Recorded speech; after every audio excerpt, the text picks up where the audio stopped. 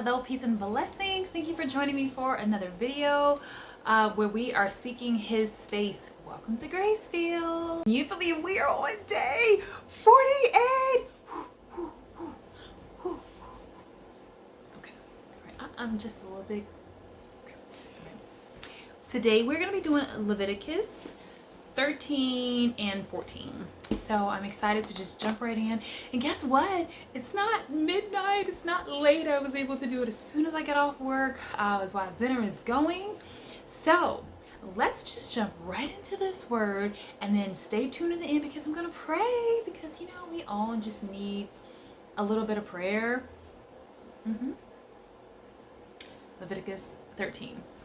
And the Lord spoke to Moses and Aaron, saying, when a man has on the skin of his body a swelling, a scab, or a bright spot, and it becomes on the skin of his body like a leprous sore, then he shall be brought to Aaron the priest, or go to one of his sons, the priest. The priest shall examine the sore on the skin of the body, and if the hair on the sore has turned white, and the sore appears to be deeper than the skin of the body, it is a leprous sore. Then the priest shall examine him and pronounce him unclean. But if the bright spot is white on the skin of his body and does not appear to be deeper than the skin, and its hair does not turn white, then the priest shall isolate the one who has the sore 7 days. And the priest shall examine him on the 7th day, and indeed if the sore appears to be as it was, and the sore was not spread on his skin, then the priest shall isolate him another 7 days. Then the priest shall examine him again on the 7th day, and indeed if the sore has faded, and if the sore has not spread on the skin, then the priest shall pronounce him clean. It is only a scab, and he shall wash his clothes and be clean. But if the scab should spread all over the skin after he has been sent to the priest for his cleansing, then he shall be seen by the priest again. And if the priest sees that the scab has indeed spread on the skin, then the priest shall pronounce him unclean. It is leprosy. So when the leprous sore is on a person, then he shall be brought to the priest, and the priest shall examine him. And if indeed the swelling on the skin is white and has turned the hair white, and there is a spot of raw flesh in the swelling, it is an old leprosy on the skin of his body. The priest shall pronounce him unclean, and shall not isolate him, for he is unclean. And if leprosy breaks out all over the skin, and leprosy covers all the skin of the one who has the sore from his head to his foot, wherever the priest looks, then the priest shall consider, and indeed if his leprosy and covers all of his body, he shall pronounce him clean who has the sore. It has all turned white, he is clean. But when raw flesh appears on him, he shall be unclean. And the priest shall examine the raw flesh and pronounce him to be unclean, for the raw flesh is unclean, it is leprosy. Or if the raw flesh changes and turns white again, he shall come to the priest, and the priest shall examine him, and indeed if the sore has turned white, then the priest shall pronounce him clean. Who has the sore? He is clean.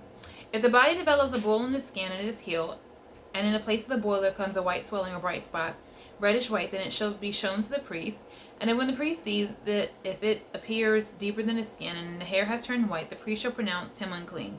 If it is a leprous sore which has broken out of the boil, but the priest examines it, and indeed there is no white hairs on it, and is not deeper than the skin, but has faded, then the priest shall isolate him 7 days. And if it should at all spread over the skin, then the priest shall pronounce him unclean. It is a leper sore. But if the bright spot stays in one's place and has not spread, it is the scar of the boil, and the priest shall pronounce him clean. Or if the body receives a burn on its skin by fire, and the raw flesh of the burn becomes a bright spot, whitish white, reddish white, or white, then the priest shall examine it. And indeed if the hairs on the bright spot has turned white, and it appears deeper than the skin, it was leprosy broken out of the burn. Therefore the priest shall pronounce him unclean. It is a leprous sore. But if the priest examines it, and indeed there are no white hairs in the bright spot, and it is no deeper than the skin, but has faded, then the priest shall isolate him 7 days, and the priest shall examine him on the 7th day. If it has at all spread over the skin, then the priest shall pronounce him unclean as a leper sore. But if the bright spot stays in one place, and has not spread on the skin, but has faded, it is a swelling from the burn. The priest shall pronounce him clean, for it is a scar from the burn. If a man or woman has a sore on their head or the beard, then the priest shall examine the sore, and indeed if it appears deeper than the skin, and there has a thin yellow hair, then the priest shall pronounce him unclean. If it is a scaly leprosy of the head or the beard, but if the priest examines the scaly sore, and indeed it does not appear deeper than the skin, and there is no black hair in it, then the priest shall isolate the one who has the scale 7 days. And on the 7th day the priest shall examine the sore, and indeed if the scale has not spread, and there is no yellow hair in it, and the scale does not appear deeper than the skin, he shall shave himself, but the scale he shall not shave. And the priest shall isolate the one who has the scale another 7 days. On the 7th day the priest shall examine the scale, and if indeed the scale has not spread over the skin, and does not appear deeper than the skin, then the priest shall pronounce him clean. He shall wash his clothes and be clean.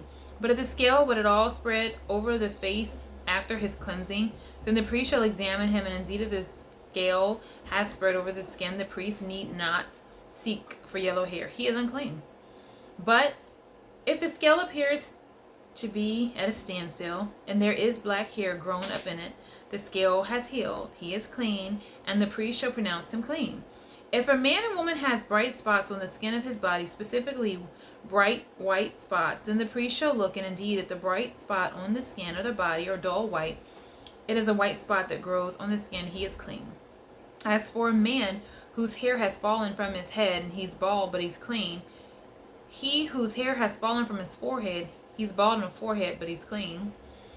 And if there is on the bald head or bald forehead a reddish white sore, it is a leprosy breaking out on his bald head and on his bald forehead.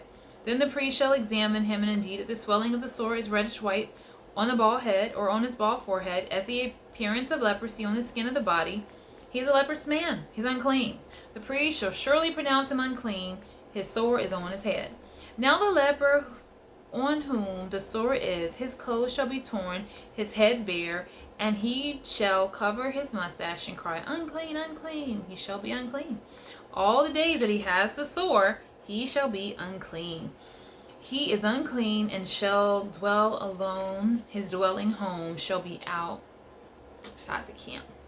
Ooh, but I got such a good story about the outside of the camp really quick.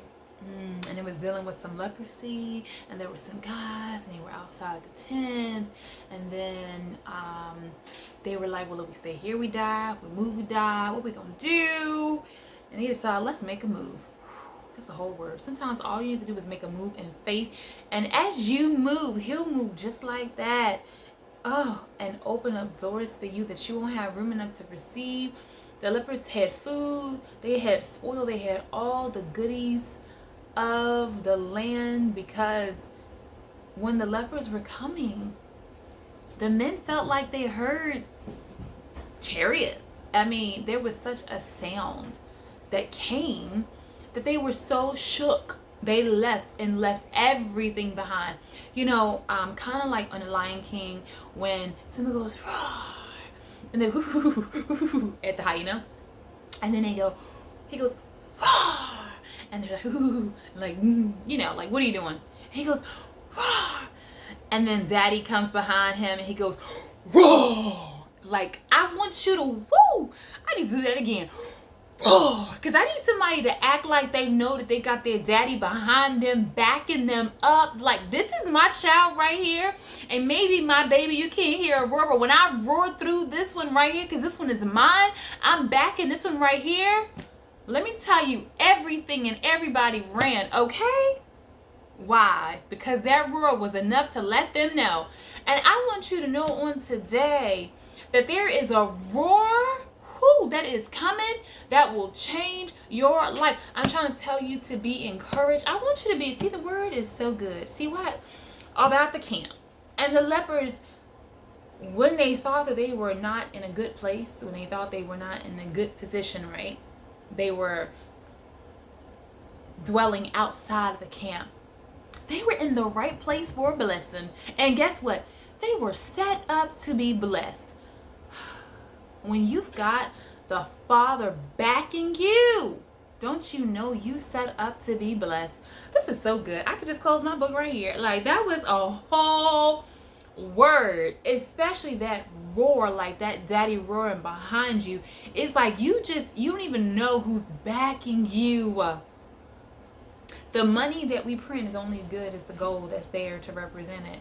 Like, for most things, there has to be something backing it. But when you backed by the King of Kings and Lord of Lords, let me just move on. Come on, Christy, let's go, baby. Let's go, let's go. Because, whoo, I get excited. When I think about who he is and what he's done, I get excited. I get excited. And you should too. Because I just feel a roar in my... Somebody ought to just roar right where you are.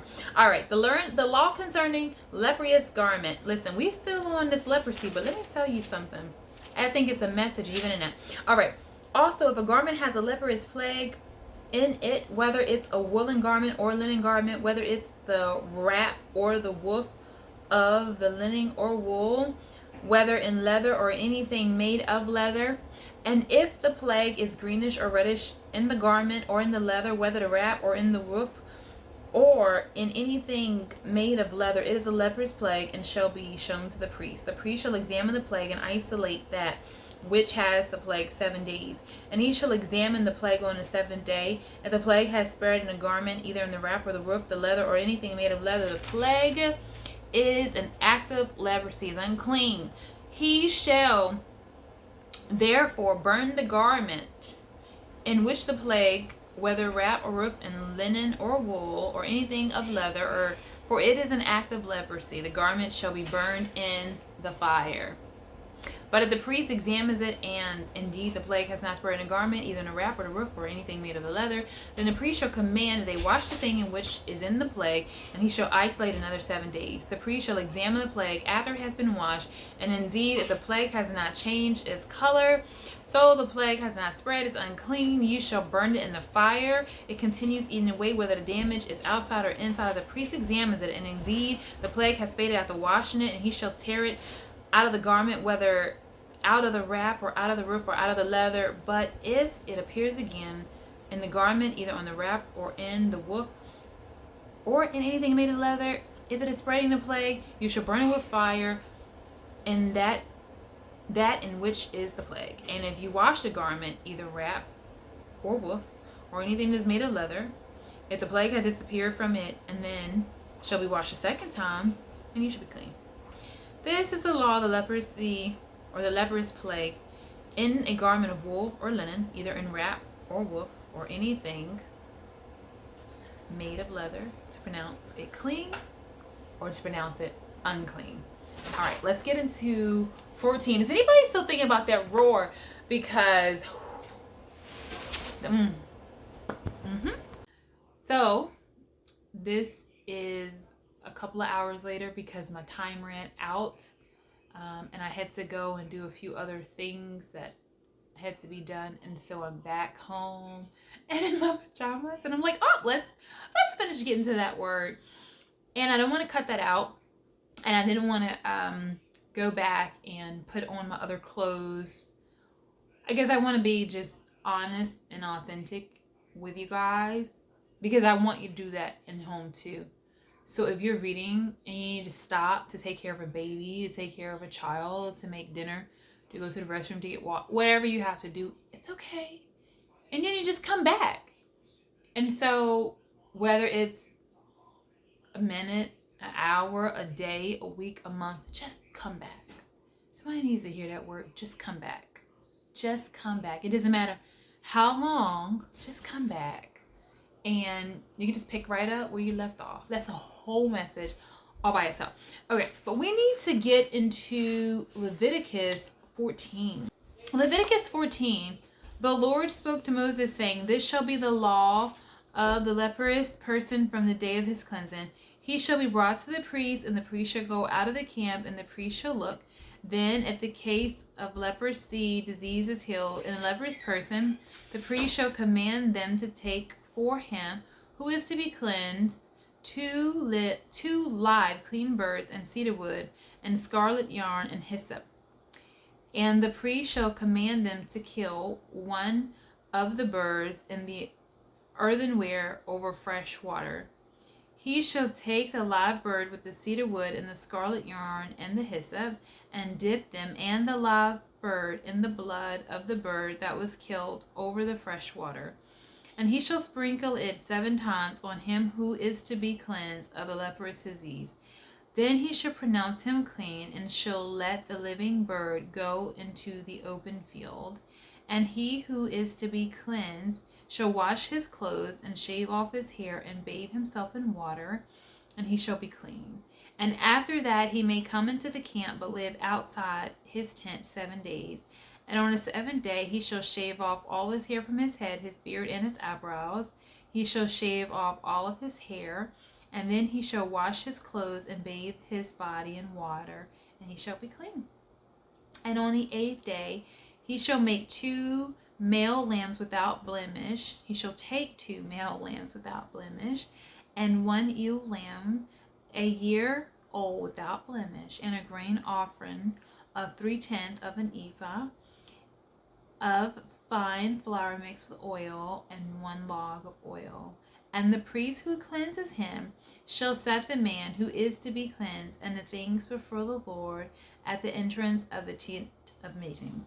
And the priest shall take 1 of the male lambs and offer it for a guilt offering, along with a log of oil, and wave them for a wave offering before the Lord.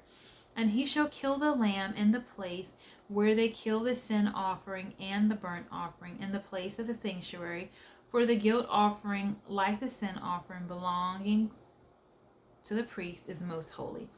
The priest shall take some of the blood of the guilt offering, and the priest shall put it on the lobe of the right ear of him who is to be cleansed, and on the thumb of his right hand, and on the big toe of his right foot. And the priest shall take some of the log of oil, and pour it into the palm of his own hand, and dip his right finger in the oil that is on his left hand, and sprinkle some oil with his finger 7 times before the Lord. And some of the oil that remains in the hand of the priest shall be put on the lobe of the right ear of him who is to be cleansed, and on the thumb of his right hand, and on the big toe of his right foot, on top of the blood of the guilt offerings. And the rest of the oil that is in the priest's hands he shall put on the head of him who is to be cleansed. Then the priest shall make atonement for him before the Lord. The priest shall offer the sin offering to make atonement for him who is to be cleansed from his uncleanness. And afterward he shall kill the burnt offering, and the priest shall offer the burnt offering and the grain offerings on the altar. Thus the priest shall make atonement for him, and he shall be clean. But if he is poor and he cannot listen, we gotta go to bed.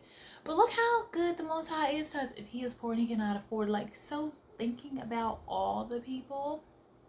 He's such a good, thoughtful, and wonderful Father, and cannot afford so much, then he shall take 1 male lamb for a guilt offering to be weighed, to make atonement for him, and 1/10 of an ephah of fine flour mixed with oil for grain offering, and a log of oil. He shall offer of the turtle doves or pigeons, whichever he can afford, 1 for a sin offering, and the other for a burnt offering, along with the grain offering. And the priest shall make atonement before the Lord for him who is being cleansed. This is the law for him in whom a case of leprous disease, who cannot afford the offerings for his cleansing. The Lord spoke to Moses and Aaron, saying, When you come into the land of Canaan, which I give to you for possession, I will put a case of leprous disease in a house in the land of your possession. Then he who owns the house shall come and tell the priest, There seems to me to be some case of the disease in my house. Then the priest shall command that they empty the house before the priest goes to examine the disease, lest all in his house be declared unclean. And afterwards the priest shall go into the house, and he shall examine the disease. And if the disease is in the walls of the house with greenish or reddish spots, and if it appears to be deeper than a service, then the priest goes out of the house of the door and shuts up the house for 7 days. And then the priest comes again on the 7th day and look, and if the disease has spread in the walls in the house, and the priest shall command that they take out the stones in which the disease, and throw them into the unclean place outside the city. And he shall have the inside of the house scraped all around, and the plaster they scrape off they shall pour in an unclean place outside the city. Then they shall take other stones and put them in place of these stones, and he shall take other plaster and plaster the house. If the disease breaks out again in the house after he takes the old stones and scrapes the house and plasters it, then the priest should go and look. And if the disease has spread in the house, it is the persistent leprous disease in the house, it is unclean. And he shall break down the house, its stones, its timber, all the plaster of the house, and he should carry them out of the city to the unclean place. Moreover, who enters the house while it is shut up shall be unclean until the evening. And whosoever sleeps in the house shall wash his clothes, and whoever eats in the house shall wash his clothes. But if the priest come and look, and a disease is not spread in the house after the house was plastered, then the priest shall pronounce the house clean, for the disease is healed. And the cleansing of the house, he shall take 2 small birds with cedar wood and scarlet yarn and hyssop, and shall kill one of the birds in the earthenware vessel over fresh water, and shall take the cedar wood and the hyssop and the scarlet yarn along with the live bird, and dip them into the blood of the bird that was killed and in the fresh water, and sprinkle the house 7 times. Thus he shall cleanse the house of the blood of the bird, and with fresh water, and with the live bird, and with the cedar wood, and the hyssop, and the scarlet yarn. And he shall let the live bird go out of the city into the open country. So he shall make atonement for his house, and it shall be clean. This is the law for any case of leprous disease, for an itch, for leprous disease in a garment or a house, and for a swelling or eruption or a spot, to show when it is clean and when it is unclean, the law for leprous disease. And so let us pray.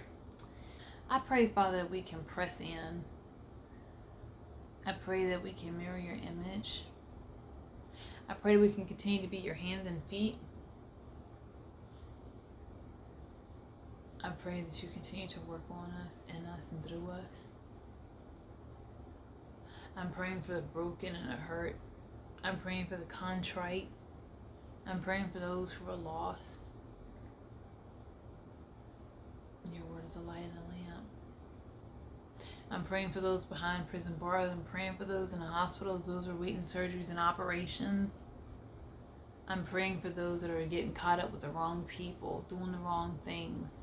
I'm praying for our youth. I'm praying that their faith doesn't run out. I'm praying, Father, that your grace doesn't run out for them,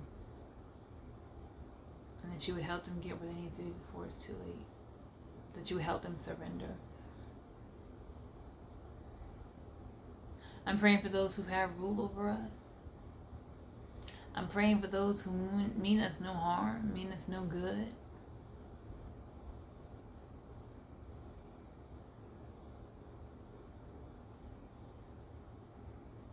Just want to say I thank you.